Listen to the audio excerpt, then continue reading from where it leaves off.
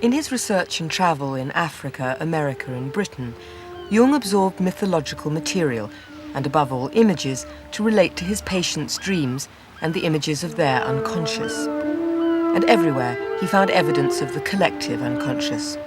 Author Robert Johnson.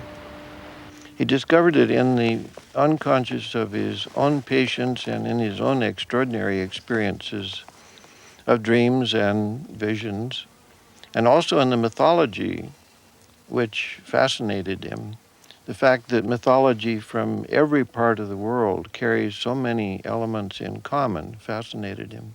Well, there are certain myths that are timeless and universal, such as the hero myth, the trickster cycle which you find among the American Indians or among African natives or in Australia or anywhere. These are on a primitive tribal level, but they can be found in the dreams of modern people just as well. And they are found in the Far East as well as in the Christian West. We think we are able to be born today and to live in no myth, without history. That is a disease. That's absolutely abnormal, because man is not born every day. He's once born in a specific historical setting with the specific historical qualities, and therefore he is only complete when he has a relation to these things. But a myth is a story which, to those who told it and who heard it, was a believable story and a real event that actually took place. But it is, in fact, an exemplary story. It illustrates or exemplifies essential factors in human existence, or it accounts for things like the creation of the world or of certain human situations, but told in the form of a story. Mythology is not only tribal, foreign and primitive. The Arthurian legends survive in Britain, and when in England to see Godwin Baines, Jung and his wife made a point of visiting Glastonbury, one of the most evocative sites of Arthurian mythology. Count Nikolai Tolstoy. It is a British myth. It's the British, the matter of Britain, as they call it, but it was called the matter of Britain on a continent, and it has been accepted the world over. You could almost call it the myth. And I suppose because it fulfills so many archetypal patterns, and Arthur, of course, is the archetypal king. He later became a figure who was believed to be sleeping beneath a mountain in a cavern surrounded by his knights, to be called again in the hour of need. Well, there again, the idea of retiring into the heart of the mountain and living on there, as I'm sure, this descent back into the unconscious. Many visitors today are drawn to a site which has only vague mythological connections. Underneath Glastonbury Tor, legend has it that the Holy Grail is buried, the object of the constant quest of King Arthur and his knights. It is fascinating that these places draw people, and they don't just draw them because they're beautiful. I mean, the Tor is very striking, but it's the strikingness, I think, which is probably the key. It looks different, it feels different, and that's how it occurred to early peoples, and so they invested it with this numinous quality.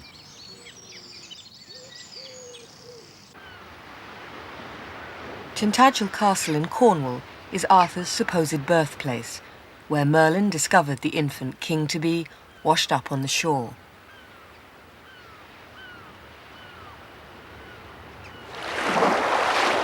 In the case of Tintagel, there isn't really any very good evidence to link it to the story of Arthur. The fact is that people simply do invest these places with a numinous quality without knowing, and it's not necessary really, to know the true story of what lies behind it. In a sense, you can say the facts are dispensable. There must, one would suspect, be a need, and that is certainly the case with myth, that all societies, certainly up until quite recently, lived by myths, and we have our own, maybe distorted myths, and where we don't have them, probably our state reflects that.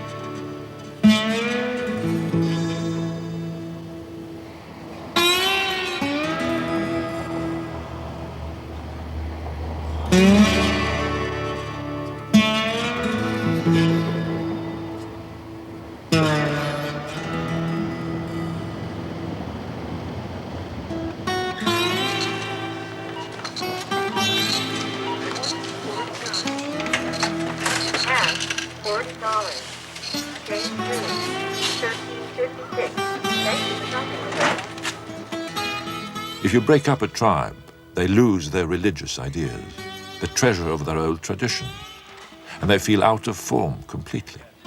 They lose their raison d'etre. All the meaning goes out of their life. It does not make sense anymore, because we infect them with our own insanity.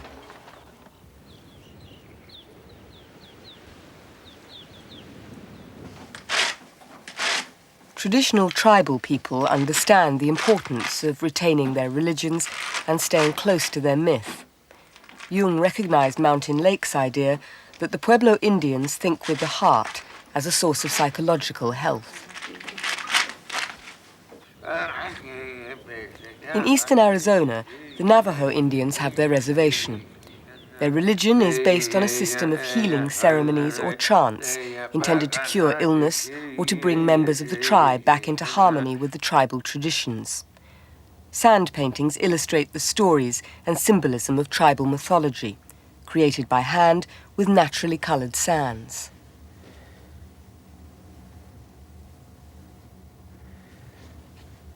Many Jungian psychologists have followed Jung's footsteps to visit the Indians of New Mexico and Arizona. For Donald Sandner, the interest is in the Navajos. For 15 years, he has studied their ceremonies and drawn certain parallels with Jungian psychology.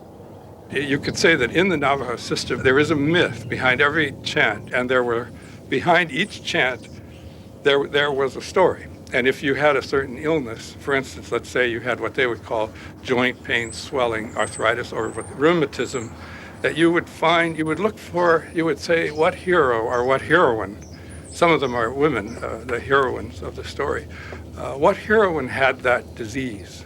So you might say, that I identify. You would be identifying already with her. So you would choose that chant. The chant is a recitation of part of one of the epic mythological stories about the gods and the early history of the tribe, and the sand paintings in the ceremony illustrate the story symbolically.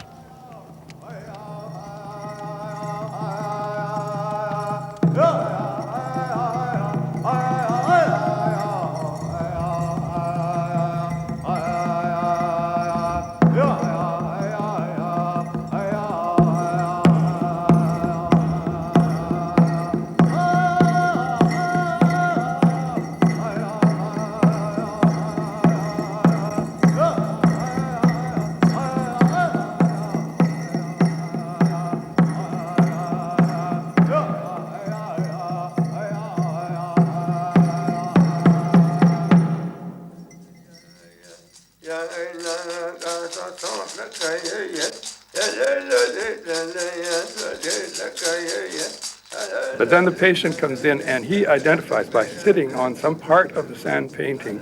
He identifies with that power in the sand painting. And it would be roughly paralleling the myth, although the myth is not told, is never told. It's assumed that you know it already.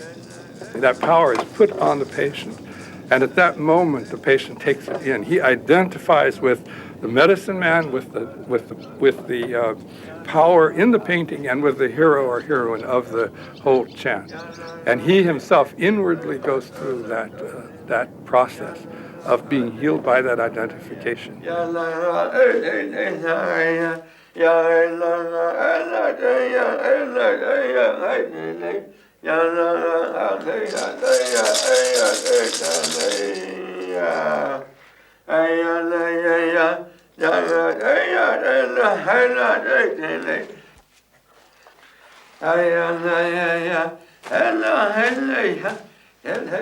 In the Navajo, they say that if the patient doesn't believe and actively, he has to not only believe, but actively concentrate on what's going on.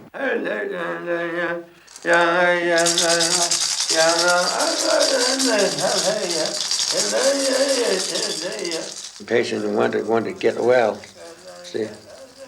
He wanted to get back on his feet, and that's what it is.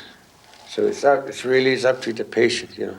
He has to, the symbolism, the images have to enter his mind.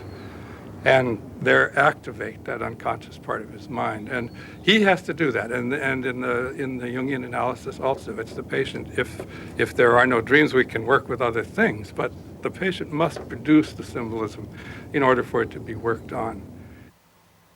Some symbols recur in almost every sand painting. Lightning flashes, rainbows, and the warrior gods and star gods are the most common. They are found in many different cultures, and Jung recognized these symbolic strands as archetypes. The rich Navajo symbolism is not confined to healing chants and rituals. It is also used for the decoration of the Navajo arts and crafts. Zonnie Jones weaves rugs which are replicas of the sand paintings in healing ceremonies. I mean, if you wanted a kind of a place to look for corroboration of a lot of Jung's views, particularly the ones about archetypes and the collective unconscious, you could do no better than to look into like the Navajo symbol system, where it's all there. It's all put together from the collective unconscious. It's a traditional design handed down to me from my mother. There will be a sun and a moon here. I know what the finished rug will look like without having any plan of it on paper. There will be 4 gods like this one here. This is the lightning. And this is the rainbow around the edge. One symbol that appears constantly across cultures, in religion, mythology, and dreams, is the serpent or snake. In Navajo painting, the snake appears in a great many of the chants. The great majority of them have the snake in it somewhere, and this is also true of people's dreams. In a lengthy analysis, there's almost always very important dreams that center around the snake. Once I had a patient, a young woman, about 27 or 8, and her first words were, when I had treated her, she said, "You know, doctor, I come to you because I have a snake in my abdomen." I said, "What?" Said, "Yes, a snake, a black snake, coiled up right in the bottom of my abdomen." And I must have made a rather bewildered face at her. And she said, "You know, I don't mean it literally, but I should say it was a snake. It was a snake." Well, now, that is a collective symbol. That is not an individual fantasy. That is a collective fantasy. A collective, yes. That is well known in India. Yes. Well, she has nothing to do with India, but we have it too. It was generally human, but entirely unknown. So that I, even in the first moment, thought, perhaps she's crazy. But she was only highly intuitive. It is in India known. It is the basis of a whole philosophical system of Tantrism. This is Kundalini. Kundalini serpent. I see. You see? And that is something known to some few specialists. Generally, it's not known that we have a serpent in the abdomen. Yeah. But that is a collective, you see? Yeah. That is a collective dream or a collective fantasy. Yeah.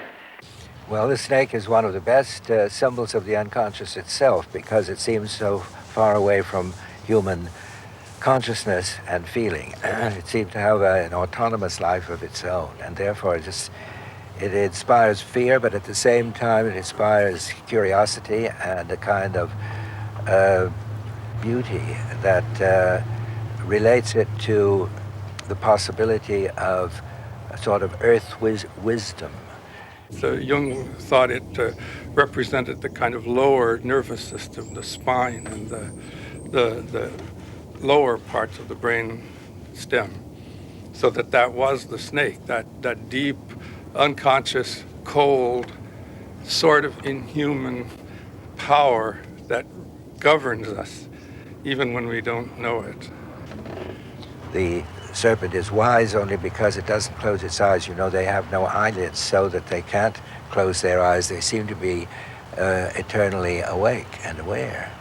And by projection, man might think that he could also acquire that kind of awareness.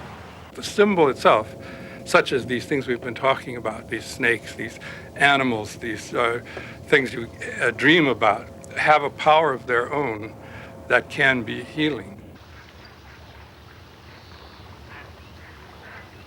Besides his travels and scholarly research, Jung's true work was the healing of his patients in his house on the lake at Kusnacht.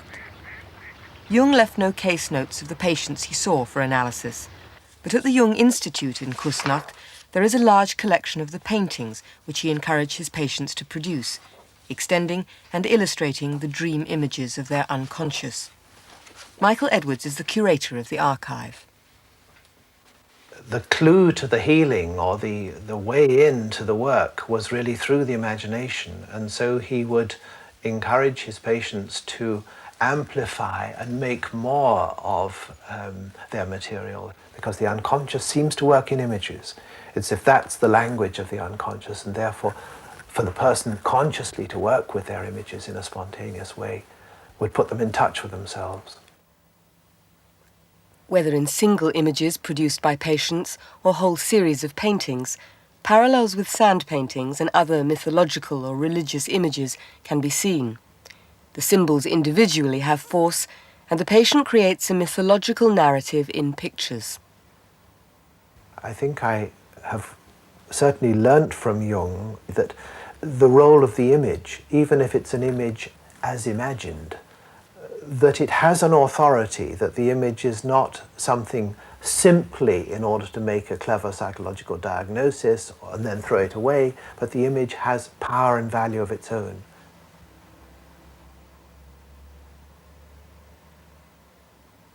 Jung believed, as I understand it, that the story was purposive, that it knew where it was going in its own way. It didn't follow a rational logic, but in the same way that a good novel keeps us interested by taking twists and turns and yet having a sense of being convincing about it. So these inner stories, these private stories, also I think had that same feeling of inevitability, which I think is archetypal. At his tower on the lake at Bowlingham, Jung produced images and mythological symbols as his patients did. He painted, sculpted, and carved the most important characters and images from his inner life. His travels had confirmed his views that in more primitive societies, myths and archetypes still had a force. In Europe, mythology was no longer a living influence. Dr. Gerhard Adler. Most of all, in his journey, both to pueblos and to the colonies, he learned to look at the Europeans, Europeans, as a white man, we may say, as from outside. And he saw that that was quite wrong to believe that the white man had all the truth. Today, the idea that man does not have all the truths or all the answers seems commonplace. Jung looked to man's lost psychic origins to restore some balance. However, some Jungian analysts now argue that we are still ruled by myth, but by a new myth, and we are unaware of the fact. Analyst James Hillman. Yes, the modern man had lost his myth, had lost his sense of myth. But you see, we've moved that. Now we realize that technology is our myth. The myth is always the thing you're in and don't know it's a myth. Mythology is always present. It's like asking, is matter present in today's world? Yes, of course. See, science is man's current authority. It's the one thing that is believable now. It's our reality, and we can't escape that. A much more difficult thing to say, and antagonistic to many ears, is that science is our present myth. Science is our as if. Has science replaced religion in that sense? Yes, for most people, science is their religion.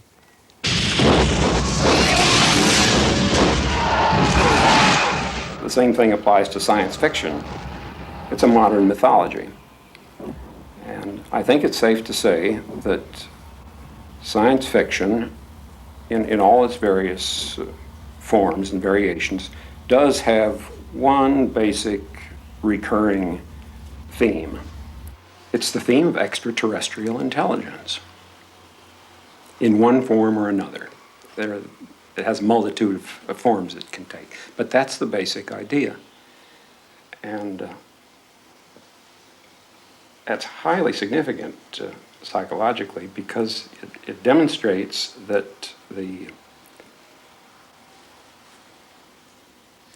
second center of the psyche, the self, is all ready to be discovered.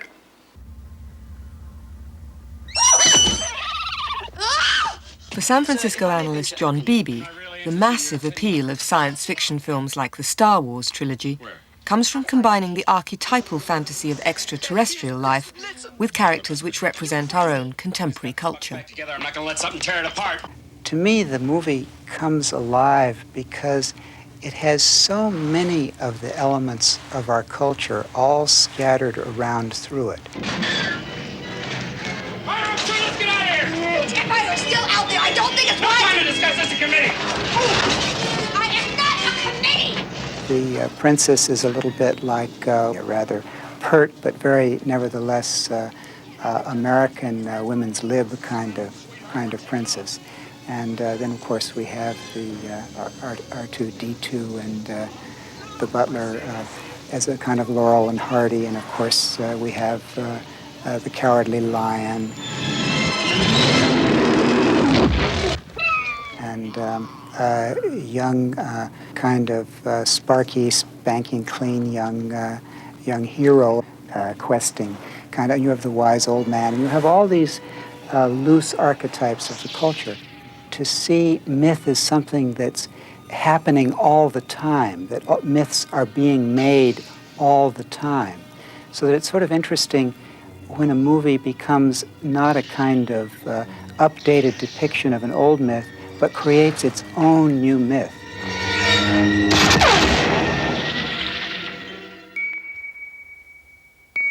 As we send our spacecraft beyond the solar system, carrying coded communications from the human planet, perhaps science fiction expresses the idea that humankind cannot, after all, rely on the intellectual, conscious life alone.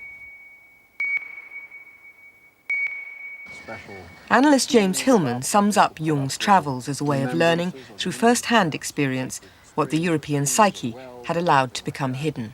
Remember, always Jung has a theory in his actions, and the theory was that the cultural overlay disguises archetypes more than it reveals them.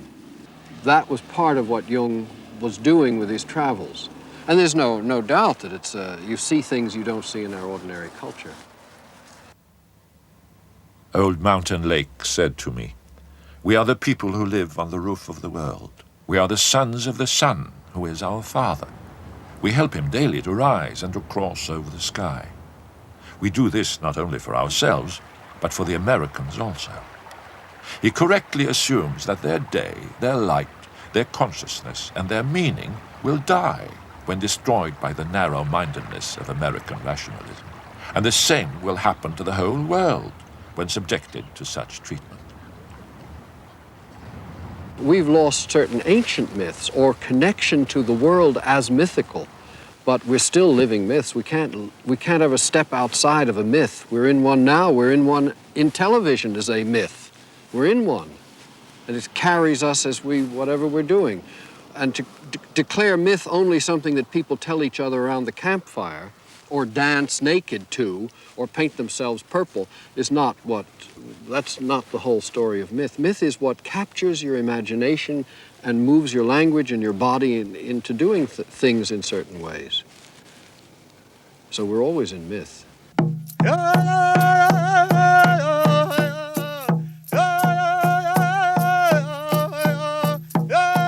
In Africa, New Mexico, England and Switzerland, Jung's discovery of the collective unconscious unites humanity at an instinctual, mythical, imaginative level.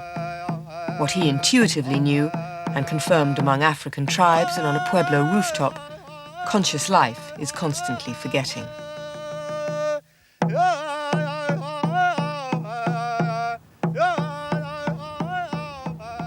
My dear friend Mountain Lake, are your young men still worshipping the Father Sun? I am busy exploring the truth in which Indians believe. It always impressed me as a great truth, but one hears so little about it. All you tell me about religion is good news to me. There are no interesting religious things over here, only remnants of old things.